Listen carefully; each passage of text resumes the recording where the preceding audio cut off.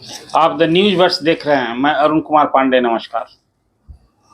बिहार में खासकर उच्च शिक्षा जगत में एक बड़ी समस्या को लेकर आपके सामने आज बैठा हूँ।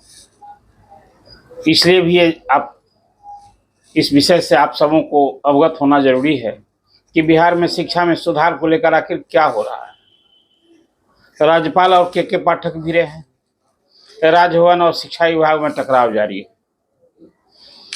राज्यपाल जो विश्वविद्यालयों के कुलाधिपति हैं, उनका स्पष्ट फरमान है कि यदि शिक्षा विभाग कोई बैठक बुलाए कुलपतियों का, परीक्षा नियंत्रक का, कुल सचिवों का, तो उसमें नहीं जाना है। राजभवन से स्पष्ट मनाही हो रही है।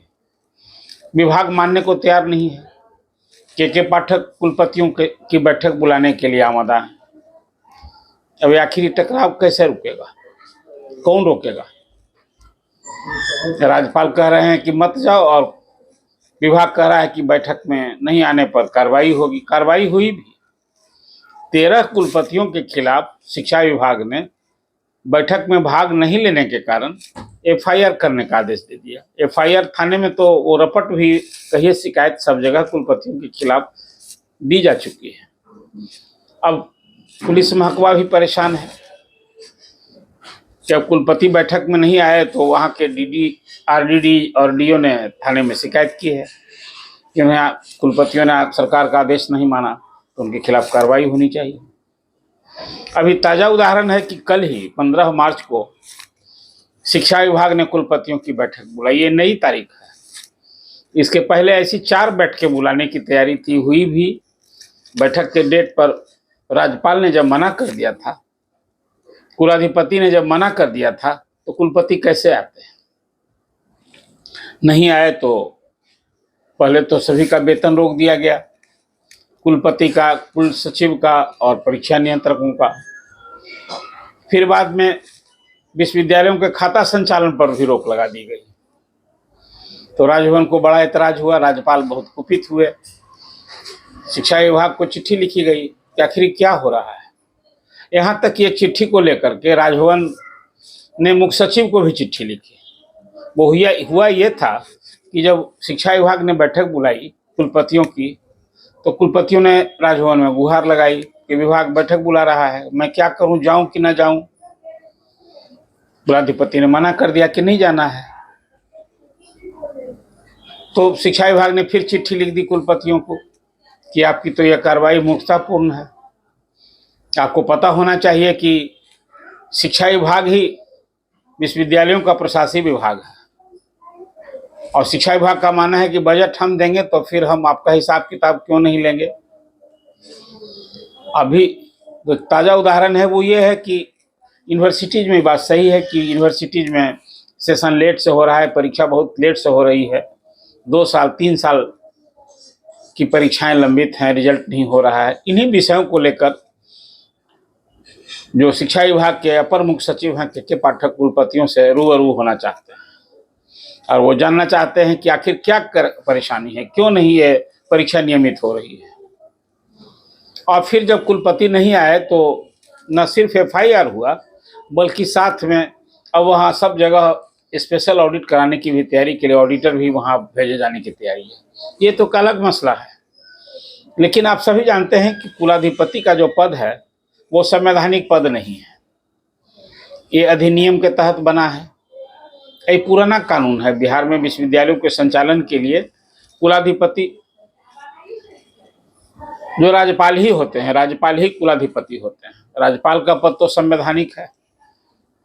अब कुलाधिपति की बात, कुलाधिपति कुलपतियों की नियुक्ति करते हैं, कुल सचिवों की नियुक्ति करते हैं, और अब तक एक परंपरा रही है कि कुलपतियों की बैठक शिक्षा विभाग नहीं बुलाया करता था। राजभवन की सहमति होती थी तो वो बैठक कभी राजभवन में ही हुआ करती थी। लेकिन अब के पाठक ने शिक्षा में सुधार पर जो स्कूल स्तर पर उन्होंने बहुत सारे उपाय किए, वो एक अलग आलोचना का विषय है।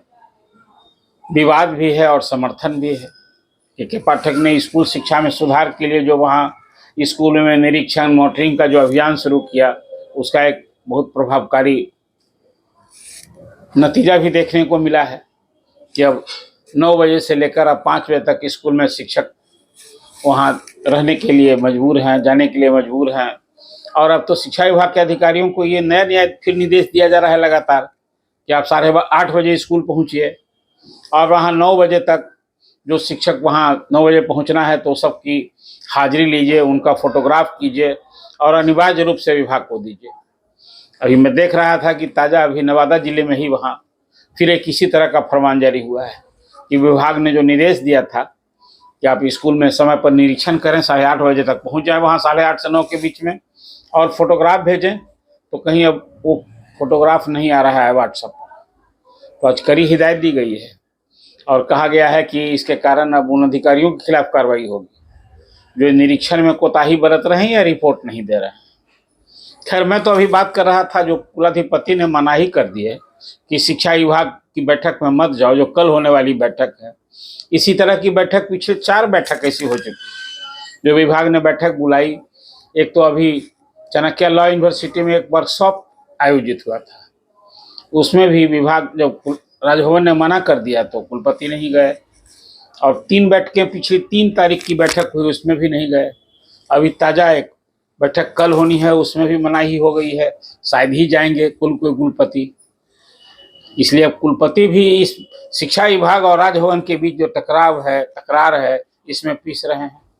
अब क्या करें कुलपति पद की जो मर्यादा थी वो भी तार तार हो रहा है, राजभवन की अथॉरिटी चैलेंज हो रही है और सरकार भी लाचार है। मालूम हुआ कि इस संबंध में जो बिहार के 2 डिप्टी सीएम हैं उन्होंने कुछ पहल की थी। शिक्षा मंत्री ने भी के पाठक के साथ सभी बैठक बुलाई थी और जो यूनिवर्सिटी का खाता संचालन पर रोक लगाई गई थी, इसको वापस लेने का भी हुआ था। वेतन भी जो रोका गया था उसको भी वो आदेश भी वापस लेने का हुआ था। तो विभाग ने यूनिवर्सिटी का खाता संचालन पर रोक लगाने का तो आदेश वापस लिया, लेकिन उसमें शर्त लगा दी कि भाई ये अगली बैठक जो हो रही है उसमें आप आएंगे, इसी प्रत्याशा में ये रोक हटाई जा रही है। आपको ये भी याद होगा कि खाता के संचालन पर जब शिक्षा विभाग ने रोक लगाई, बैंकों को सीधे चिट्ठी लिख दी, तो राजभवन से भी चिट्ठी लिखी गई थी बैंकों को, लेकिन बैंक नहीं माना। किसी बैंक ने नहीं माना जहाँ की यूनिवर्सिटी का खाता है। और वो वहाँ तो डिस्ट्रिक्ट मजिस्ट्रेट सभी जिलों में बैंकों का कामकाज भी देखते हैं एक तरह से कि वहाँ वो जो लीड बैंक होता है या जो जिला बैंकर्स कमेटी होती है वो डीएम की अध्यक्षता में हुआ करती है। तो वहाँ भी राजभवन असहाय हो गया। राजभवन के हस्तक्षेप के बाद भी खाता संचालन पर जो रोक लगी थी उसके हटवाने के लिए शिक्षा विभाग को ही चिट्ठी लिखनी पड़ी। कुल मिला जुला कर एक ये तस्वीर बनी है कि शिक्षा में सुधार को लेकर अब राजभवन और शिक्षा विभाग में टकराव, राज्यपाल और के पाठक के बीच जो टकराव और तकरार है, आखिर कैसे दूर होगा, क्या उपाय है? अभी तक तो जो आपके सामने अवगत हैं कि स्कूलों की टाइमिंग को लेकर मुख्यमंत्री नीतीश कुमार ने जो असेंबली में घोषणा की थी, आदेश दिया था कि स्कूलों की टाइमिंग पढ़ाई होगी 10 से 4 और टीचर जाएंगे 15 मिनट पहले और 15 मिनट बाद में। आज तक वो आदेश भी नहीं जारी हुआ। अब तो लगता है कि सरकार भी लाचार हो गई है। अब के पाठक मानने को तैयार नहीं है। क्या इसका नतीजा होगा? अब इस शिक्षा में सुधार के नाम पर जो कुछ बिहार में हो रहा है, सरकार तो दम भरती है कि ये सुशासन है। कैसा सुशासन है जहां चीफ मिनिस्टर की और राज्यपाल की अथॉरिटी भी चैलेंज हो रही है। इस सचमुच एक कल्पना से परे है। जब सब जगह चिट्ठीबाजी हो रही है, पत्र लिखे जा रहे हैं, कार्रवाई की बात हो रही है, कुछ नतीजा वही सिफर है। और अब फिर कल देखना है कि कल क्या करना है। कल भी वही होगा कि शिक्षा विभाग ने बैठक बुलाई है, कुलपति शायद ही आएंगे कोई, इसलिए कि राज्यपाल ने आज ही चिट्ठी निकली है राजभवन से, राज्यपाल के प्रधान सचिव ने चिट्ठी लिखी है कुलपतियों को। कुछ कुलपतियों ने अनुमति मांगी थी कि क्या करें, उस बैठक में जाए, तो साफ साफ मनाही आज हो गई कि आप लोगों को बिना राजभवन कुलाधिपति कार्यालय की अनुमति के मुख्यालय नहीं छोड़ना है और शिक्षा विभाग की ऐसी कोई बैठक में नहीं जाना है। तो राज्यपाल मना कर रहे हैं शिक्षा विभाग की बैठक में मत जाओ कुलपतियों को, और विभाग जो शिक्षा विभाग है कुलपति की बैठक की के लिए हर सप्ताह भर वो तारीख बढ़ा बढ़ा कर दे रहा है। आखिर क्या होगा, इसका क्या नतीजा होगा, कैसे टकराव दूर होगा? सरकार तो पहल की, फिर भी विवाद नहीं समाप्त हुआ। अब बजट सत्र के दौरान एक खबर आई थी, आप सभी जानते हैं, जो के पाठक को लेकर दोनों सदनों में, विधानमंडल के दोनों सदनों में जब हंगामा होता रहा था, तो उस समय खबर आई सरकार की ओर से कि के पाठक ने केंद्रीय प्रतिनियुक्ति पर जाने का आवेदन दिया, जिस पर मुख्यमंत्री ने सहमति जता दी है। मतलब मुख्यमंत्री ने के पाठक की सम्मानजनक बिहार से विदाई का मार्ग प्रशस्त किया, ऐसी बात हुई थी। इसलिए कि के पाठक मुख्यमंत्री की नज़र में एक ईमानदार अधिकारी हैं, कर्तव्यनिष्ठ अधिकारी हैं, वो अच्छा काम कर रहे हैं। और मुख्यमंत्री ने तो दो टूक कह दिया था सदन में ही कि हम विपक्ष की मांग पर थोड़े के पाठक को हटाएंगे, वो अच्छा काम कर रहे हैं। तो मुख्यमंत्री तो के पाठक के काम के मुरीद हैं। जनता की भी नज़र में के पाठक ने जो स्कूल में शिक्षा में सुधार किया है, स्कूल में जो पढ़ाई अब हो रही है, शिक्षक जा रहे हैं। और पिछले दिनों जो एक अभियान के तहत बीपीएससी द्वारा 2 लाख से अधिक शिक्षक नियुक्त हुए हैं। अब नियोजित शिक्षकों को सरकारी कर्मी का दर्जा देने के लिए भी सक्षमता परीक्षा हो गई है, फर्स्ट फेज का, जिसको आप कहेंगे पहली बार। ऐसी और 4 परीक्षा होनी है। और पहली परीक्षा में जहां 2,21,000 नियोजित शिक्षक शरीक हुए हैं, वो 23 मार्च तक रिजल्ट आना है। और जो सक्षमता परीक्षा पास करेंगे, वो विशिष्ट शिक्षक नियमावली के तहत उनका ऐच्छिक स्थानांतरण होना है। ऐसे शिक्षकों ने 3 जिलों का चयन किया है और मेरिट के आधार पर उनकी पोस्टिंग होनी है। एक अलग विषय है। अब इन सब मसलों को लेकर बिहार शिक्षा हाईकोर्ट में चुनौती दे रखा है। अभी 2 दिन आज भी सुनवाई हुई है। शिक्षक एकता मंच की ओर से 2 वकीलों ने आज पुरजोर बहस की है और उसमें फिर वही मांग है कि नियोजित शिक्षकों को बिना शर्त सरकारी कर्मी का दर्जा दिया जाए, ऐच्छिक का स्थानांतरण की उनकी मांग पूरी हो और सेवा निरंतरता, जो वर्षों से काम कर रहे हैं, 10 साल 15 साल से, 2003 से तो यहाँ बिहार में शिक्षक काम कर रहे हैं। जो आपको याद होगा, पहले वो लोग शिक्षा मित्र बहाल हुए थे, बाद में नीतीश कुमार के कार्यकाल में डिग्री लाओ नौकरी पाओ के तहत शिक्षक बहाल हुए, सभी नियोजित शिक्षक हो गए। तब उनकी संख्या लगभग 3.5 लाख थी, जिसमें 25,000 नियोजित शिक्षक बीपीएससी की परीक्षा उत्तीर्ण होने के साथ अब अध्यापक श्रेणी में आ गए। अब देखिए हाईकोर्ट का क्या फैसला होता है, एक अलग विषय है। कल सरकार की ओर से इस नियोजित शिक्षक के केस में बहस होनी है, लेकिन कल ही जो शिक्षा विभाग ने कुलपतियों की बैठक बुलाई है, उस पर भी आप सबों की निगाह होगी। लेकिन मुझे तो लगता है कि कुलाधिपति ने जो मनाही की है, तो इस बैठक में भी नहीं जाएंगे। अब तो 13 वीसी के खिलाफ एफआईआर भी हो चुका है। अब आगे क्या होगा?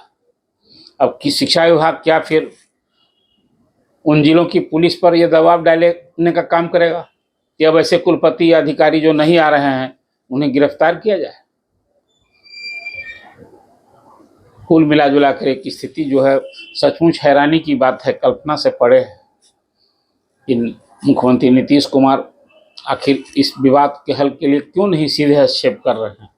मेरी तो अपनी समझ है या राय बनती है कि इस समस्या के समाधान के लिए राजभवन में ही कुलाधिपति के साथ, राज्यपाल के साथ कुलपति भी की बैठक बुलाई जाए, उसमें विभाग के प्रधान अपर मुख्य सचिव को बुलाया जाए, मुख्य सचिव को बुलाया जाए और इस समस्या का समाधान होना चाहिए। ये बिहार के लिए चिंता का विषय है। यूनिवर्सिटी में जो परीक्षा में विलम्ब हो रहा है, वो दुरुस्त होना चाहिए। यूनिवर्सिटी का जो वित्तीय कार्यकलाप है, उसमें सुधार होना चाहिए। लेकिन यह सब राजभवन और शिक्षा विभाग के बीच टकराव से थोड़े समाप्त होगा।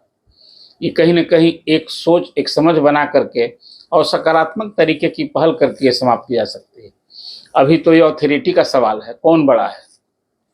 राजभवन बड़ा है या शिक्षा विभाग बड़ा है? अधिकारी बड़े हैं या सरकार बड़ी है? सरकार का तो मुखिया मुख्यमंत्री होते हैं और मुख्यमंत्री से बड़ी कोई अथॉरिटी नहीं होती।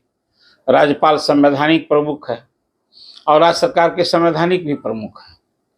अब कुलाधिपति के नाते उनके कामों को जिस ढंग से चुनौती मिल रही है, सचमुच की चिंता का विषय है। इसका निदान का उपाय होना चाहिए, अन्यथा शिक्षा में सुधार के लिए जो एक परिकल्पना की जा रही हो, बेमानी साबित होगी। ये पूरी ताकत तो अभी एक दूसरे को नीचा दिखाने, छोटा दिखाने की होती दिख रही है। इस विवाद का अंत होना चाहिए। सचमुच ये बिहार के लिए दुखदायी है और शिक्षा जगत ये उम्मीद करता है कि राजभवन और विभाग के बीच जो टकराव है ये दूर होना चाहिए और समय रहते इस पर मुख्यमंत्री नीतीश कुमार को अविलंब हस्तक्षेप करना चाहिए। सरकार तो चलती रहेगी, अब तो चुनाव का भी समय आ गया है। वो ताकत जहां जिन्हें लगानी है लगावें, लेकिन ये भी जो कुछ हो रहा है राजभवन और शिक्षा विभाग के बीच टकराव, इसे दूर करने के लिए सचमुच कोई तत्काल कदम उठाने की जरूरत है। बिहार में अभी उच्च शिक्षा जगत में जो एक हैरानी भरी स्थिति है, इस पर आपके सामने मैंने चर्चा की है। आप क्या सोचते हैं कि के पाठक जो कर रहे हैं वो सही है या राजभवन में कुलाधिपति जो कुछ कर रहे हैं वो सही है? इसके निदान के क्या उपाय होने चाहिए? आपकी नज़र में क्या है? आप द न्यूज़ बर्ड्स को देखते रहिए, सब्सक्राइब जरूर कीजिए और अपना कमेंट बहुमूल्य सुझाव जरूर दीजिए, ताकि आपकी इन सुझावों को फिर मैं अगली चर्चा में सामने रखूं और सरकार को भी एक दिशा मिले, एक सही रास्ता चुनने का कहीं दृष्टि मिले। ये उम्मीद के साथ आप अपनी राय तो जरूर दीजिए।